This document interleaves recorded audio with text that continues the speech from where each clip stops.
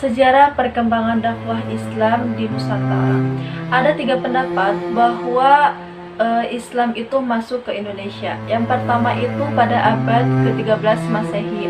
Pembawanya berasal dari Gujarat, sampai dari India. Yang kedua itu pada abad ke-13.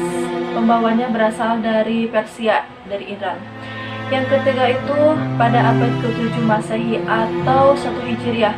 Pembawanya berasal dari Arab Timur Tengah. Proses masuk dan berkembangnya Islam ke Indonesia itu ada 4. Yang pertama itu melalui perdagangan. Kesibukan lalu lintas perdagangan sekitar abad ke-7 sampai abad ke-16 telah melibatkan perdagangan Muslim dari Arab, Persia, dan India. Melalui transportasi laut, mereka sampai ke daerah pesisir Indonesia.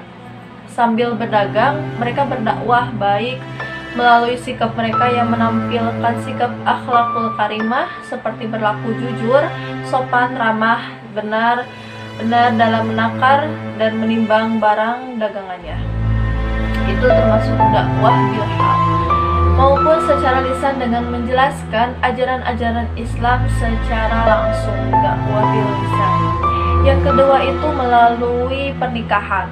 Melalui perkawinan di antara pedagang-pedagang tersebut yang terus menetap dan mendirikan perkampungan, dan sebagian dari mereka menikah dengan wanita-wanita Indonesia, sehingga proses penyebaran Islam semakin berkembang. Ketiga, melalui pendidikan.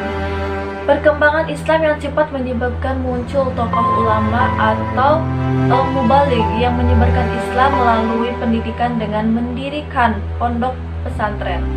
Pondok pesantren adalah tempat para pemuda dari berbagai daerah dan kalangan masyarakat menimba ilmu agama Islam. Setelah tamat dari pondok pesantren tersebut, maka para pemuda menjadi juru dakwah untuk menyebarkan Islam di daerah masing-masing. Yang keempat itu melalui kegiatan kesenian.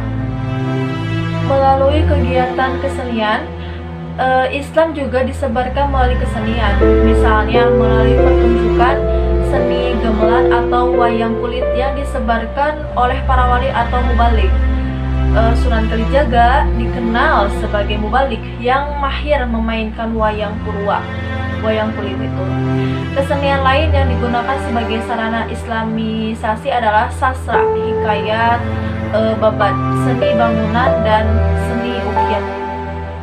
Ada beberapa kerajaan Islam di Nusantara. Yang pertama itu kerajaan Islam di Sumatera. Di antaranya Kerajaan Samudra Pasai, Kerajaan Islam Aceh Darussalam. Yang kedua itu Kerajaan Islam di Jawa. Di antaranya Kerajaan Demak, Kerajaan Islam Pajang, Kerajaan Islam Mataram, Kerajaan Islam Cirebon, Kerajaan Islam Banten. Yang ketiga itu Kerajaan Islam di Sulawesi. Di antaranya itu Kerajaan Goa dan Talo. Yang keempat itu Kerajaan Islam di Maluku. Di antaranya Kerajaan Ternate dan Kerajaan Tidare. Nah, itu teman-teman penjelasan tentang sejarah berkembangnya dakwah Islam di Nusantara. Semoga bermanfaat. Sekian dari saya. Wallahu muwaffiq ila aqwamit thoriq. Wassalamualaikum warahmatullahi wabarakatuh.